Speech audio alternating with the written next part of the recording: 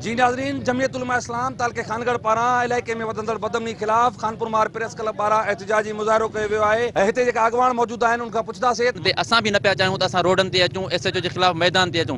मजबूरन असांखे मजबूर कयो आहे SHO साहब जो अॼु असां मैदान ते आया आहियूं। असां SHO साहब खे ऐं SSP घोटकी खे इहो पैगाम था ॾियूं, असां अॻां ईंदड़ अरबा जे ॾींहं ते 30 सेप्टेम्बर ताईं इन दौरान जेकॾहिं असांजे सामान जी चोरियूं थी वेंदियूं आहिनि, रिकवरी उनजी थींदी आहे। हिन वक़्त ताईं का बि रिकवरी न थी आहे। जेकॾहिं रिकवर थियल चोरी थियल सामान रिकवर न थियो त एहतिजाजी धरणो हणियो वेंदो आहे त खानपुर महर में जीअं जो मोहम्मद मिठल खखरानी साहब आयो हुयो। असां जमियत उलमा इस्लाम तालके खानगढ़ जी तरफ़ों SP साहब खां मुतालबो था कयूं ऐं पंहिंजे चूंडियल नुमाइंदनि खां सिर्फ़ु खानपुर थाणो जेको आहे बदअमनी जो न आहे बल्कि पूरो ज़िलो हिन वक़्तु बदअमनी ते पहुतल आहे।